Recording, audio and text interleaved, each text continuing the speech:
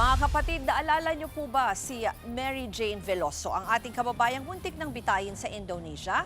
Nakakulong siya ngayon sa Mandaluyong, pero bago ang Mother's Day sa linggo, nagtungo sa Korte Suprema ang kanyang pamilya para ipanawagang resolbahin na ang kanilang kahilingang mapalaya.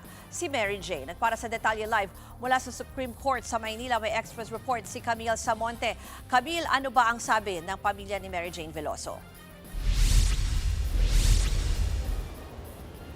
Root motion to resolve o pangangalampag na dinggin na ang petisyon na palayain na ang dating domestic worker na si Mary Jane Veloso. Yan ang inihain ngayon dito sa Korte Suprema ng pamilya Veloso 2 araw bago ang Mother's Day.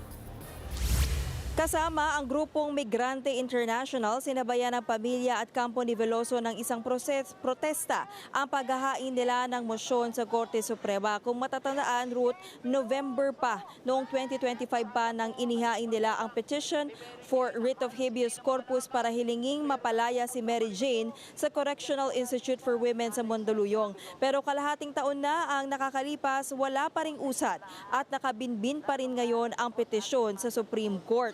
Mismong sina Nanay Celia at Tatay Cesar ni Mary Jane ang nanguna sa pangangalampag sa Supreme Court.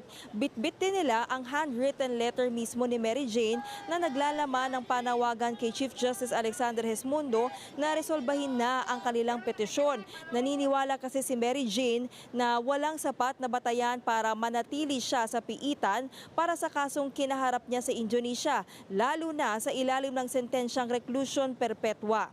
Umaasa raw siya na mapapansin ng mga mahisrado ang kanyang panawagan para sa katarungan, lalo't matagal siyang nawala sa kanyang pamilya.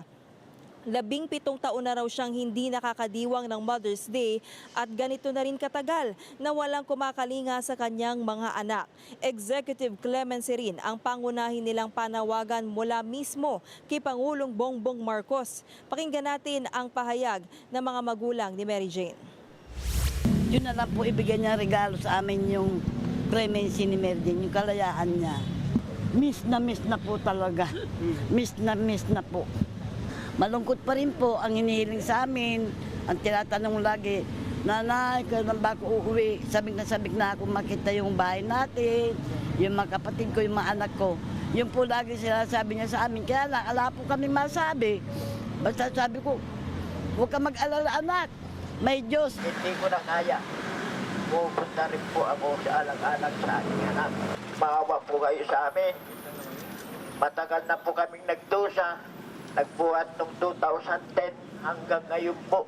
Nagdudusa pa rin kami. Kaya ako po ay nagpapakaawa po sa inyo na sana po itong linggo po, Mother's Day, birthday ko po umitin. Sana po pagkaloob mo na, mahal na Pangulo, ang aming hinihingi sa iyo.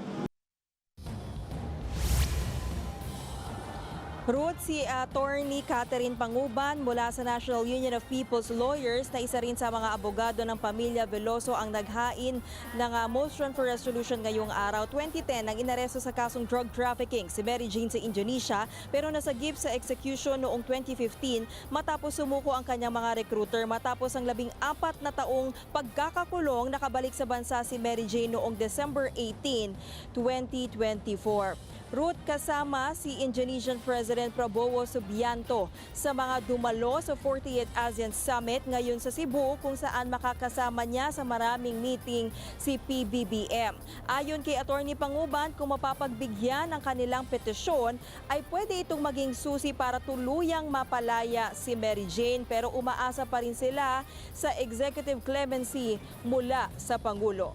Ruth?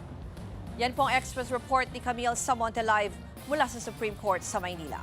Mga kapatid, Ruth Cabalco, para sa mabilis na pasada ng mga balitang dapat niyong malaman, mag-follow at mag-subscribe sa social media pages ng News 5.